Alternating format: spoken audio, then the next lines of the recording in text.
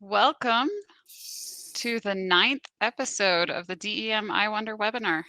DEM has so many services, offerings, programs, and hidden gems that we want to share with all of you. So we're excited to take just a few minutes each week to highlight these features in our weekly webinar.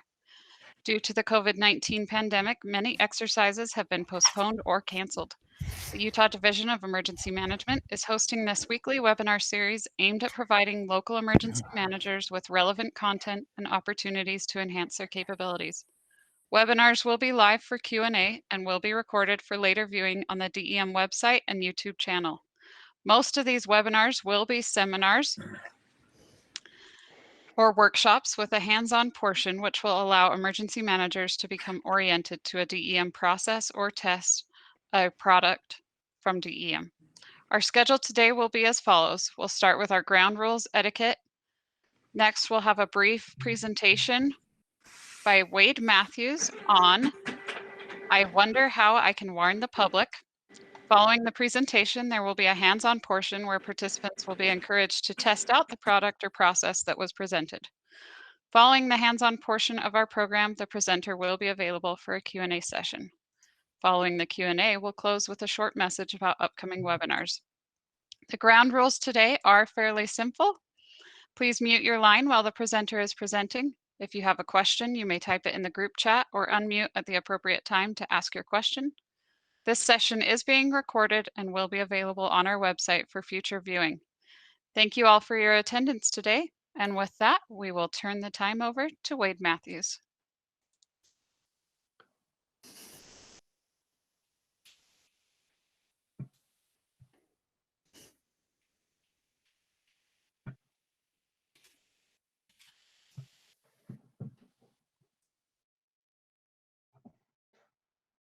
Okay, there we go. Is that good? Can you see that? Yes. Yep. Thanks, Wade. All right. Thank you very much. I appreciate the opportunity to make this presentation today. It's something that I've been involved with for a long time. I'm Wade Mathews. I'm the Public Information Officer and Be Ready Utah Manager for the Utah Division of Emergency Management. And prior to that, I was the Public Information Officer at Tooele County Emergency Management, where part of my responsibilities included activating the warning systems that we had at our disposal at Tooele County, and those systems do vary from place to place, and we'll talk a little bit about that. But I had some fun times here in Tooele County. People still think it's my voice that they're hearing over our warning siren system. It's not, but that's what they think. So I don't really have any way of correcting that. But anyway, we'll move on here. So I wonder, how can I warn the public? As emergency managers, emergency officials, that's part of our duties and part of our responsibilities in being able to inform the public, provide them with potentially life-saving information when that is available to us. Again, depending on how much warning we may have, we should try to provide that to the public to save lives and property. So it's important to know what are the tools that we have at our disposal to do that. So first of all, in Be Ready Utah, we go around and we do a lot of presentations on family disaster plans, trying to help the general population be better prepared for emergencies and disasters. And one of the topics we cover, as you can see here in this slide from that presentation, the very bottom of the list there, know how to receive emergency messages. And these messages, could include protective actions, evacuate, shelter in place, boil your water, or they could include other emergency public information like where the points of distribution are located, where you can get FEMA cheese, bread, and milk and ice, or points of dispensation, or where the shelters are located. Those types of information, what people are looking for in emergencies and disasters, and that's kind of our responsibility to help provide that information to them. We encourage them to know how to receive emergency messages. And this is what we provide to them, as a list of some of the options that may be available to them in their areas. And these are not necessarily available in all areas, but as emergency managers, hopefully you will know what systems you have available to you to use in notifying and warning the public about some impending threats or dangers coming their way. So to begin with, Sirens. These are not a really common warning system. I'll talk more about each of these in more detail as we go through this, but we do talk about Sirens, emergency alert system, cell phone or WEA, wireless emergency alerts, highway message boards, phone alert radios, route alerting, telephone calling trees, and social media. Yeah, social media can be considered a warning system. So first of all, to begin with, you notice this is not on that list that we just talked to the public about, because this is really behind the scenes as far as public alert and warning goes. That's the integrated public alert and warning system created after 9/11 disaster to help alert the nation. The president realized that he did not have anything that to use to reach nationwide with emergency messages. So it was the creation of that began after 9/11. Is free access for public officials, emergency managers. It's free to you to use, but there are some requirements. Again, free for federal, state, local, tribal, and territorial jurisdictions. So right there in the bottom of the screen, and I'll show this again on the next slide as well, is a long email address. A long website address. But if you just Google IPAWS, you can pull up the FEMA pages on IPAWS, and there's tons of great information there. This is really just going to be an overview of IPAWS, by the way. This could be a whole discussion and a whole presentation in itself. This is just going to be a brief overview. So you do have to sign up to use IPAWS, and there are 4 basic steps. Complete the training. If you go again to the FEMA website and look up the IS-247 IPAWS for alert originators, it's a brief training that's required. You have to have a certificate from that training completion. Select compatible software. So it's free to use, but there is a cost involved. And basically, to get the software that's compatible with IPAWS to be able to activate the systems. WebEOC works, AlertSense, which is another one that the state just purchased that we use at DEM. Code Red is another one, and Everbridge, and there might be others, but those are some of the ones that we got bids from in trying to update our software system at the state. You have to apply for a memorandum of agreement with FEMA to be able to access and use IPAWS. That's the email address that you send that application to. But again, if you go to the IPAWS website, again, the address is at the bottom of the screen there. You can get more information on that application. And then finally, apply for permissions to use IPAWS certain certificates.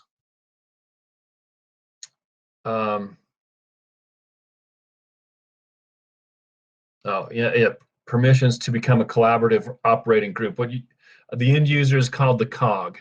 At the whatever level that might be, the city, county, state level, you are known as a COG, a collaborative operating group. That basically is the specific referring to your jurisdiction. IPAWS access includes the emergency alert system. That's TV and radio. The old emergency broadcast system, EBS, days gone by, then it became EAS.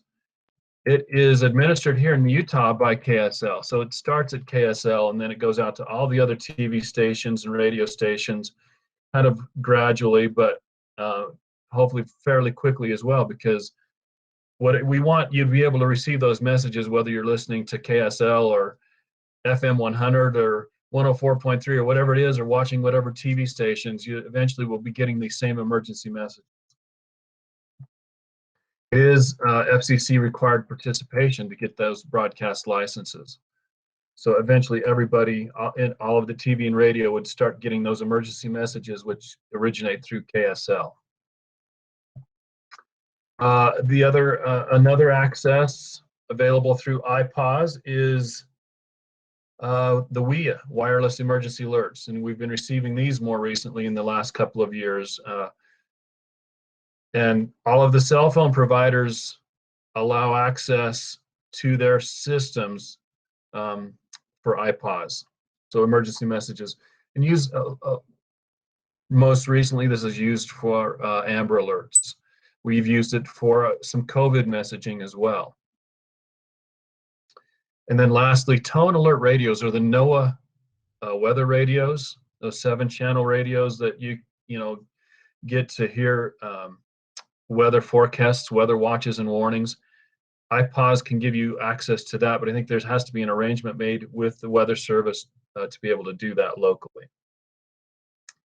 So I can't see everybody, but maybe show of hands or put a message in the chat. How many of you already are COG owners, or have already completed that process? And Tracy, maybe you could just shout out a number there or something, just how many people are already iPause users.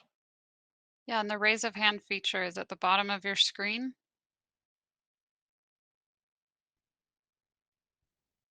And by the way, I think Joe Doherty at the Department of Public Safety, he is very familiar with the application process and can provide some assistance to you, I believe, if you are interested in pursuing iPause access. So it looks like currently on the call, we've got about 3 people who are iPause users. Okay, great. Thank you. Maybe at the end of this, we can open up a little bit of discussion about your experiences with that. Okay, so moving on. If you don't have iPause, what other tools do you have to warn the public? Reverse 911. That's a fairly common one. Typically accessed through your dispatch. Again, does require some software, and possibly now even the recipients must enroll and provide a phone number.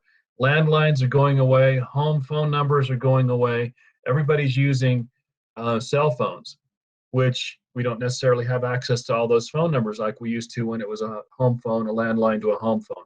So a lot of times you kind of have to set up some type of enrollment system that's compatible with your reverse 911 software to build your contacts there. That can be activated, I think, by cell phone tower. You can select areas based on cell phone towers to be able to notify the public within those areas. iPause as well does the same thing. iPause can be activated by jurisdictional boundaries or some other geographic boundaries, including cell phone towers as well. Recorded brief messages, and there's an extended alerting period because it takes some time to dial and call and relay the messages to all those phone numbers that you may have in your reverse 911 system. So you should find out through your dispatch centers if that's a tool available to you. Again, these are going to vary from location to location, whether you actually have these tools available or not. Sirens, again, this is off of our list that we share with the public.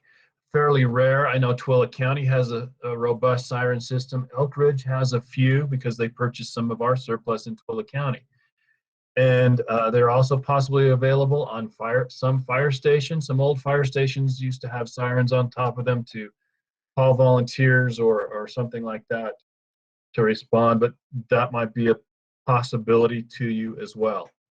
Again, not as much coverage there, it just depends on the sound range, the carrying range on the sirens themselves, how far you can reach and what areas you are reaching with the sirens. You can use, typically, depending on your system, live voice or a recording. So in Twilla County, when I was there, we did both. We had a lot of pre-recorded messages based on the threat hazards that we knew existed in Twilla County, and we also had the potential to do live voice over those. You're again limited on the length of time based on the power source for those towers. If it's solar battery powered, you're going to run out of power sometime if you're using long messages, or if you're repeating those messages over time. So you do kind of have basically a limited length there.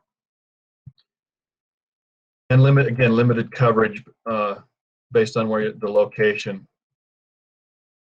Highway message boards, another tool to use. These could be fixed or portable. You can purchase portable signs that you can move around. and use to give out emergency messages, or work out an arrangement through the Utah Department of Transportation to utilize the signs that they have placed around, most likely, state highways, interstates, and then again, it would again be used when they are not using those signs for their own emergency messages. We are, for example, using those right now for COVID-19, announcing what COVID transmission index level a county might be at and encouraging them to follow the restrictions for that level. So UDOT signs are used for that when they're not being used for other highway messages right now. Typically, you're limited to 3 pages with 3 lines per page and 8 characters per line, so very brief messages. And your audience, you kind of have to keep in mind, there's just people that are on the roads at those times that the signs are being activated. So again, some limits there.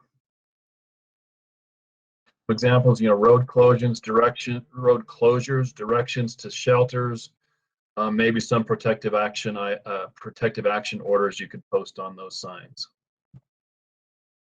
Route alerting, again, this is a free one, and it should be available to everybody using your police, fire, search and rescue, CERT, etc. Members to go around designated routes or neighborhoods or parts of your city or county or jurisdictions and deliver messages. That's for small area needs if you're limited on personnel, but good for quick evacuation notifications, possibly shelter notifications, lockdowns, boil water orders, things like that.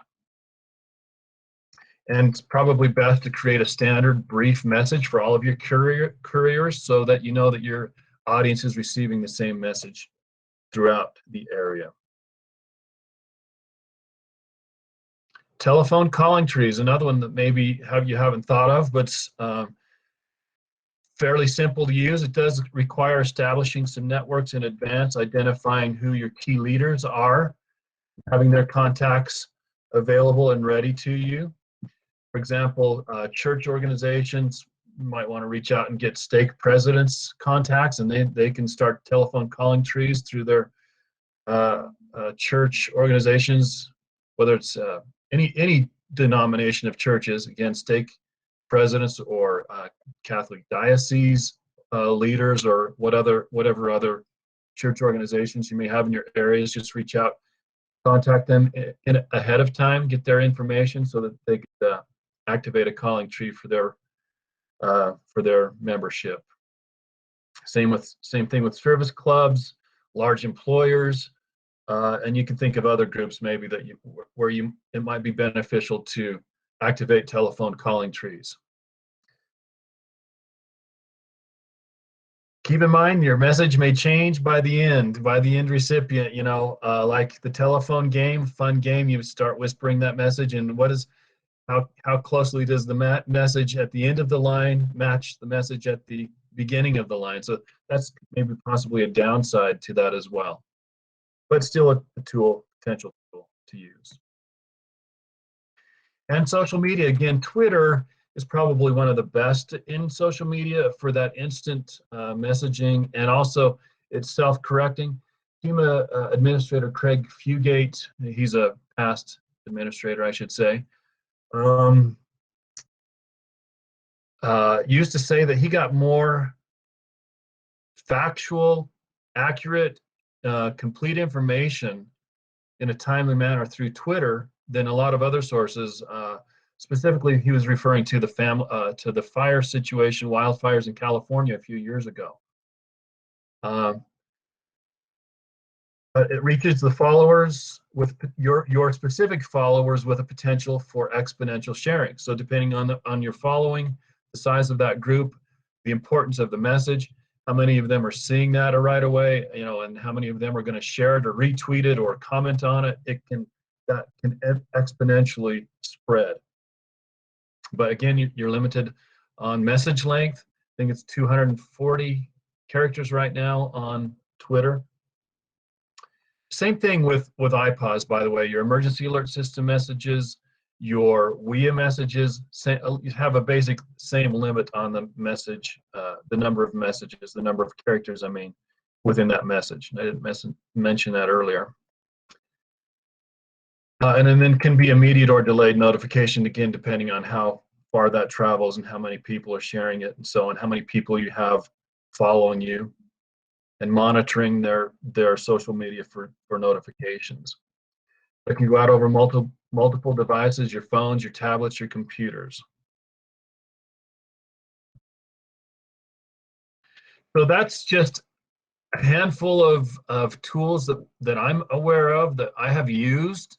Basically, I think I've used almost all of those tools at one time or another for various situations, incidents, or emergencies, and getting emergency information out to the public, including the telephone calling tree. In Twilla County, we used that one time. The power was out, so people aren't seeing TV and radio. It was maybe did not, the message signs weren't available. It was before iPause and before WIA. And we were trying to get people to stop using water because with the power out, pumps were not pumping water into the storage tanks, but people were still using water, and we were approaching a dangerous situation where we did not have enough water to support any fire suppression needs. It was in the middle of the summer, fire season, and so we activated the telephone calling trees, and that worked to suppress or reduce the use of water so that we could maintain that capability. So anyway, something you need to keep in mind is writing your message. And we want you to think of the 5 W's, and we're going to actually have you to practice this today, if you will. So take out a piece of paper and pencil, open up your computer screen to a blank Word document, and be prepared to type up a quick emergency alert message that you would give to your public, your population. Think of the 5 W's: who, what, why, where, when, how. You want to make sure it is complete. Think of some of the examples recently on WIA where it was just gray tote. I guess we'll never forget that one. It was an Amber Alert message, and all it said was gray tote. So it was very incomplete. In fact, we shut down the system because of that until we can try to figure out how to correct those errors and mistakes, fix the system. And it has been updated, and we are using WIA to send out Amber Alerts again. So make sure it's complete, keep it concise, keeping in mind your character limitations, depending on what system or tool you're using. And it's a good idea to create templates, for emergency alert system messages, Twitter, tweets, WIA messages. Have a template where it just says, basically, this population should take this protective action due to this event for this length of time. Who, what, why, where, when, how. Okay, and you can just kind of create blank templates where you can just plug in the answer to that blank. The Overlake subdivision needs to shelter in place due to a gas leak. Okay, something like that. So that is actually our scenario today. So we have a gas leak. Pick a subdivision or a neighborhood or a location within your jurisdiction, residential area, commercial area, industrial area, whatever it is, and then it's going to require an evacuation. And you're going to open up a shelter at a given high school. So write that out. Take a few minutes now and start typing out your emergency message that you would provide to your population given this scenario. One thing I did not include here that you will want to make sure you include is what authority is giving this order or giving this message. Is it the sheriff's office, the county emergency management, city emergency management, the mayor? You want to include that authority within that message as well. So take a few minutes and write out a brief message. And if anybody is interested in reading those to us once you have that finished,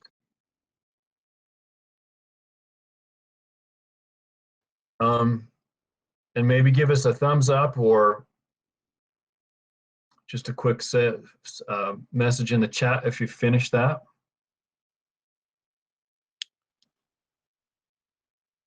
And while you're writing, Yes, go ahead, Tracy. While you're writing those messages, everyone, I'll have Wade peruse through some of your chat comments. There's been quite a few good comments, and then we'll share some of those also after we've finished writing out a message.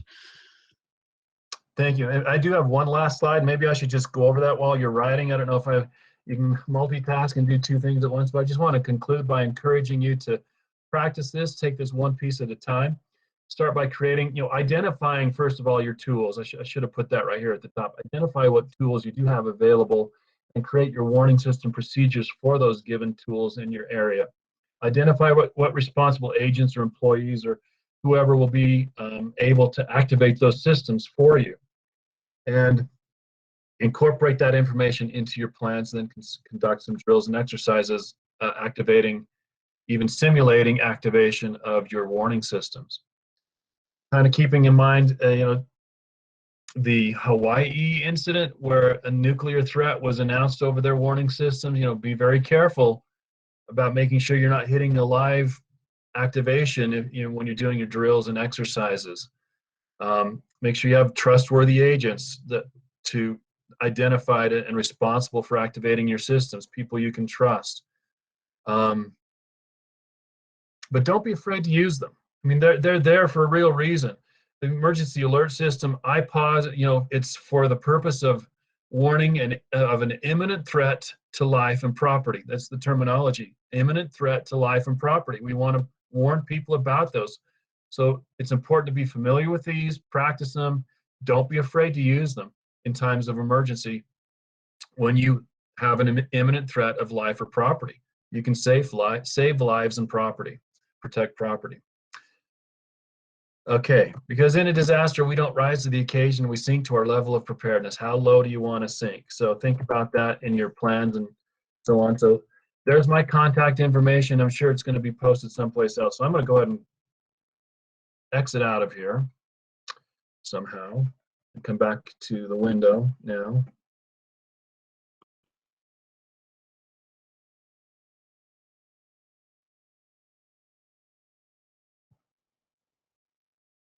Okay.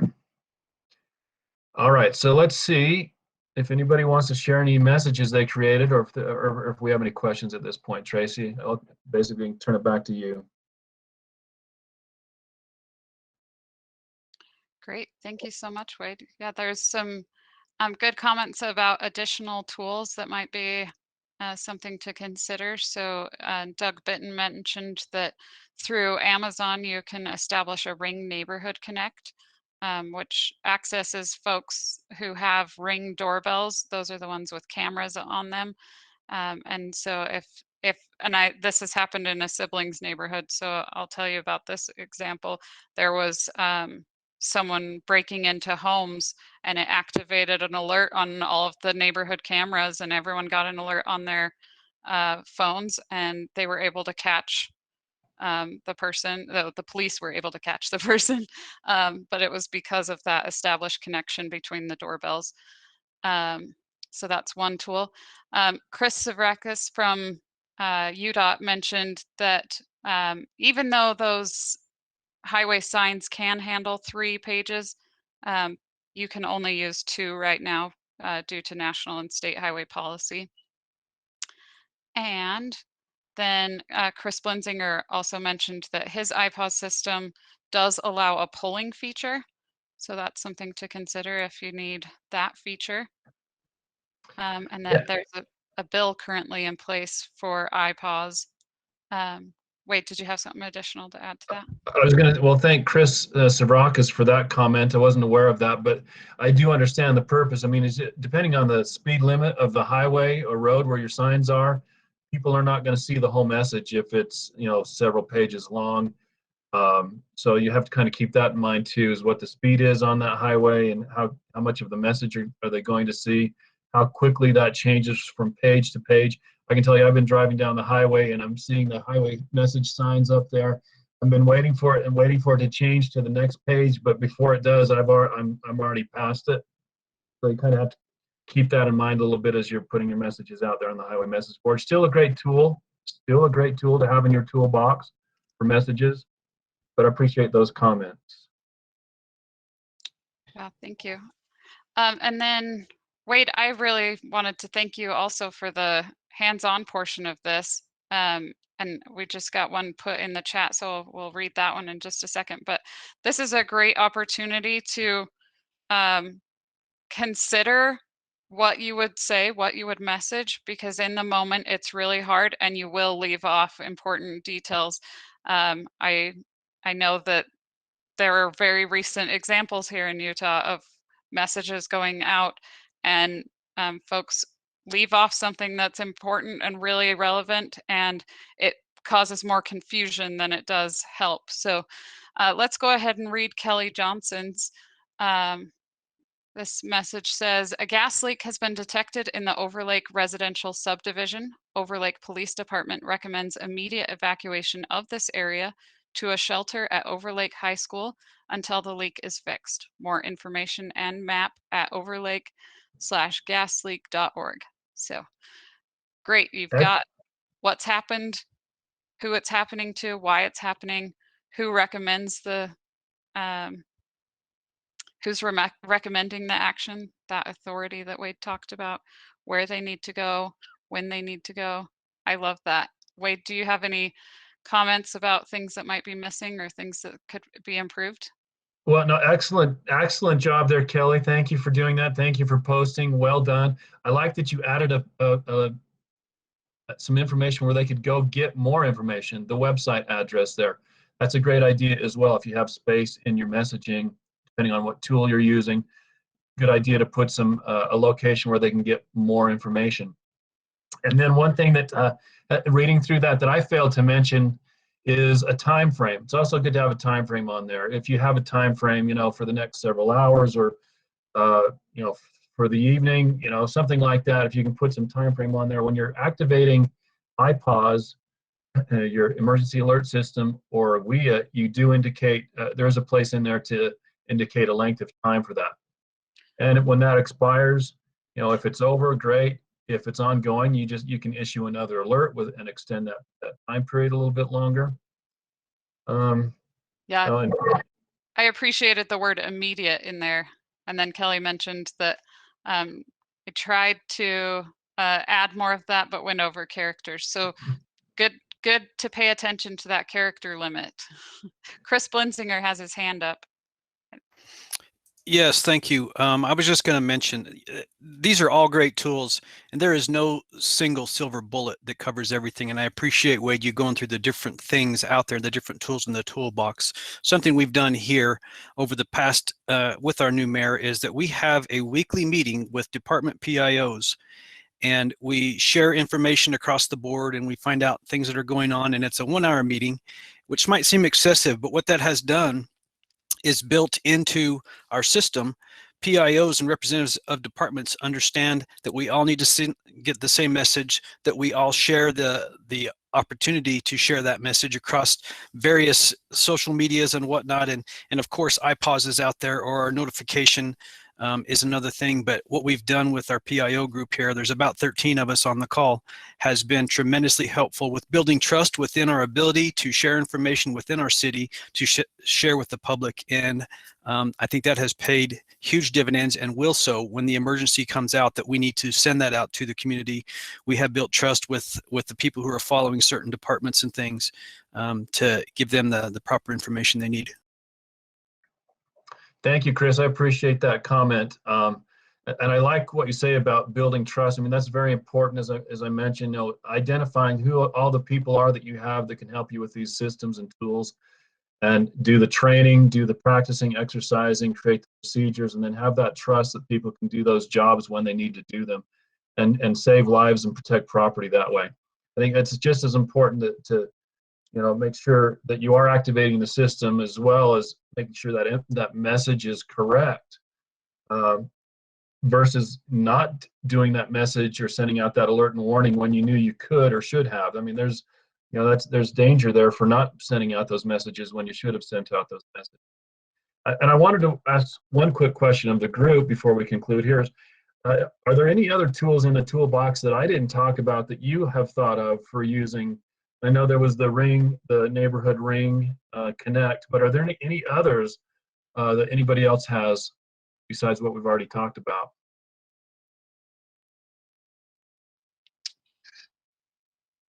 Uh, Hey, Wade, this is Will. I will. Up here in northern Utah, our top 6 counties all have access to AM radio station frequencies. It's similar to the National Park System's traveler information. Each county has an AM radio frequency that they can use in addition to all the tools that you described, so that we can put additional information out there and or reach places that all the others might not get to. Excellent. Thank you, Will, for pointing that out. John Meek made the same comment in chat as well, AM radio station. So that's not one I'm familiar with. So I appreciate you both bringing that up. And it is a great tool, though. It's, obviously we encourage people to have battery operated AM, FM radios in their disaster tools and disaster supply kits. And if the power's out and you have, at home and you still have that ability to use those radio stations for emergency information, that's great. That's another good one to add to your list. One that I was not aware of, I guess, basically. Thank you. Yeah, one of the drawbacks to some of the others, like the texting or the iPods, you're limited to how many times and or the amount of characters. With the AM radio station, we're 24/7, 365. We can keep the message going as long as needed and repeat it as many times as needed. Sometimes our friends in the media circuit, like regular radio, will only broadcast your message at the top of the hour or in between commercials. Sometimes it's nice just to keep it repeating over and over and over again. Yeah, absolutely. Each of the systems and tools that we talked about today, they have pros and cons. They have good, things that they might be better used for versus other incidents and emergencies. So yeah, it's good to get to be familiar with those systems that you're using, the systems that you have available. Know what their pros and cons are. Know what their good uses, their best uses are, and practice those. Yeah, thank you, Will. That's a good comment. Also in the chat, we have from Kelly using block captains or schools for alerting. Right. Yes. Salt Lake City uses their safe neighborhoods program, which is kind of similar to that. Go to the schools and get information. Yep. Amateur radio. Yes, amateur radio is another one that's a good tool to have in your communications tool bag. And they can also spread messages. Basically you're talking from radio operator to radio operator, but hopefully they may have ways to help. They're sitting in a neighborhood shelter or at a school, able to also disseminate messages for you. So we do have a link in the chat. So for those that are listening to the recording, the link in the chat is a KSL.com article about a loud siren that was heard in Provo. It was simply an election day tradition. Their sirens are used each election year, and those are from the days of civil defense. So thank you for sharing that link as well, Chris. And then we do have a question. Is IPAWS available to local jurisdictions, or does the county state discourage this? In short, is it possible that there are too many IPAWS? I think it is limited to, as I mentioned, state, federal, local, tribal jurisdictions. So local doesn't include city and county.